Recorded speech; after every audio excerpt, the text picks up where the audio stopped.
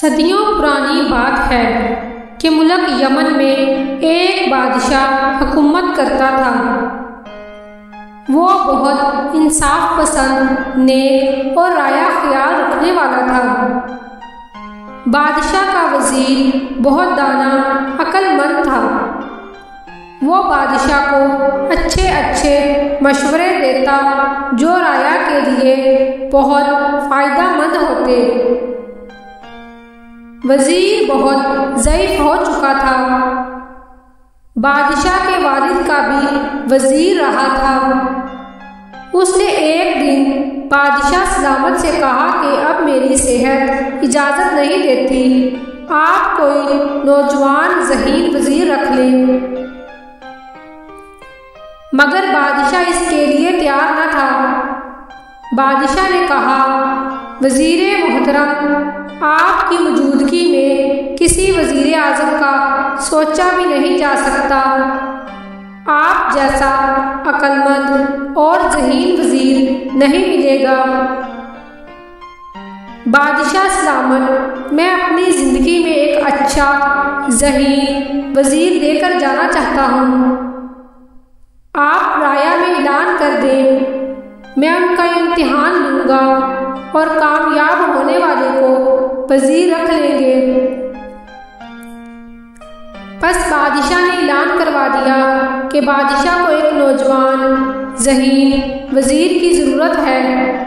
मुल्क भर से दर्जनों अफराद दरबार पहुँच गए।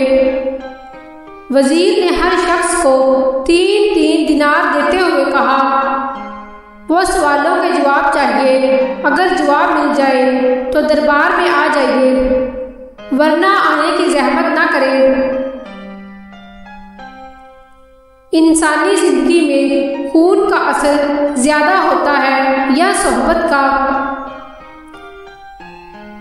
दूसरा सवाल, अब है तब होगा, न अब है न तब होगा।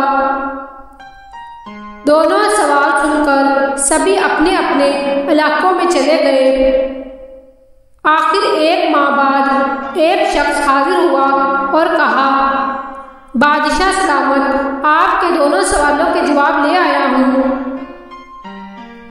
सभी हैरान थे कि सवालों की समझ नहीं आई और जवाब भी ले आया है। उसने कहा, पहले सवाल का जवाब सुबह दूंगा। दूसरे सवाल का जवाब ये है, ये ले 1 दिनार।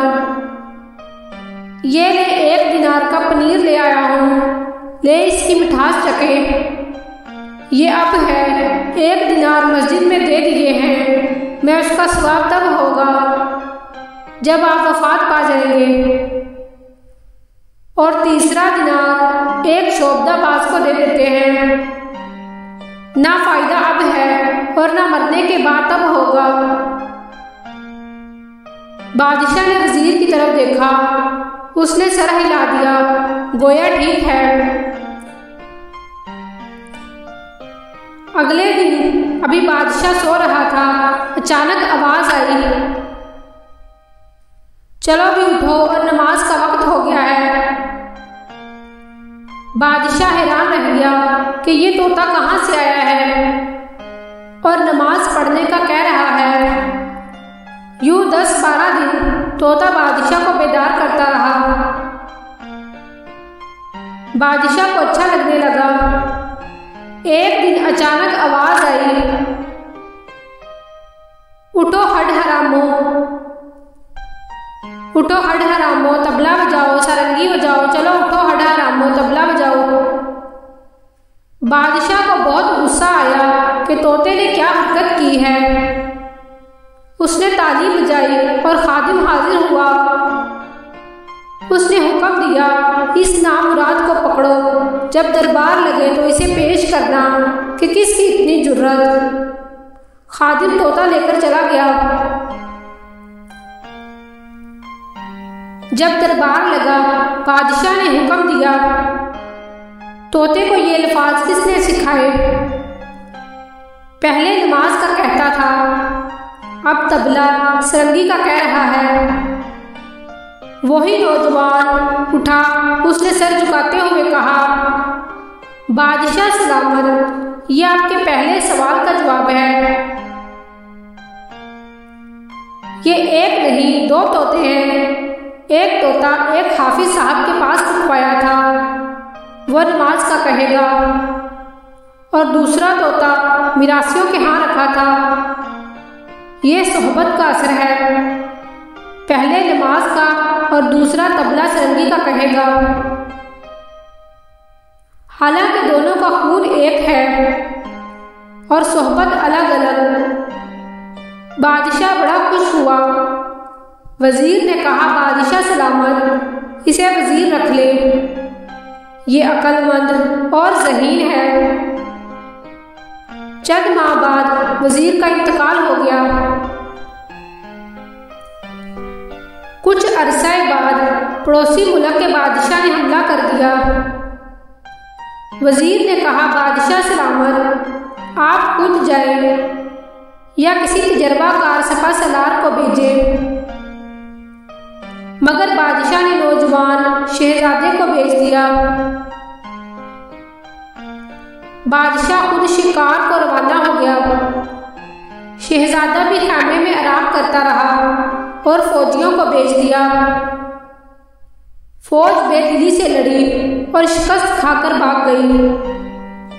यह खबर सुनकर बादशाह को बहुत सदमा हुआ। बादशाह ने वजीर को हुक्म दिया कि शिकस्त के असबाब मालूम करें। एक दिन बादशाह, शहजादे और फौजियों ने सुना कि वजीर ने ऐलान करवाया है कि उस शख्स का इंतकाल हो गया है जो जंग में शिकस्त का बाइस बना था। जिसने देखा है वो शावनी पहुंच जाए। सभी हैरान थे कि यह बदबख्त कौन है जो शिकस्त का सबब बना था। बादशाह, शहजादे और दरबार उसे देखने के लिए शावनी गए। एक कमरे में एक जगह कोई कफन में लिपटा पड़ा था। बादशाह ने उसका कफन उठाया, देखा एक बड़ा आईना पड़ा था। उसको उठाकर देखा, अपना चेहरा नजर आया। साथ एक रुक्का पड़ा था जिस पर बादशाह ने वजीर से पूछा, हम मुल्क के बादशाह हैं, ये अवाम हमारी राया है, हम उसके कैसे दुश्मन हो गए। वजीर ने सर झुकाते हुए कहा, बादशाह, मैंने मशवरा दिया ताकि किसी बहादुर सपा सलार को भेजे, मगर आपने मेरी बात ना मानी और शहजादे को भेज दिया। शहजादा खेमा गांव में आराम करता रहा। उसने फौज को लड़ने के लिए भेज दिया। फौजियों ने भी बहादुरी का मुजाहिरा ना किया। यूं सब अपने दुश्मन आप हुए। अब भी मौका है, आप खुद उसकी सरकोबी के लिए जाएं। फिर देखिए, बादशाह खुद लड़ने के लिए गया। उसकी फौज भी बड़ी बहादुरी से लड़ी और दुश्मन को शिकस्त दी। देखा आपने, इसी तरह आप भी मेहनत करेंगे, कामयाबी आपके कदम चूमेगी। अच्छी सोहबत इख्तियार करेंगे तो अच्छे बनेंगे, और खुदा ना ख्वास्ता बुरी सोहबत इख्तियार करेंगे तो बुरे होने का खदशा है। अल्लाह ताला हमें नेक बनने और ज़्यादा से ज़्यादा इल्म हासिल करने की तौफीक दे।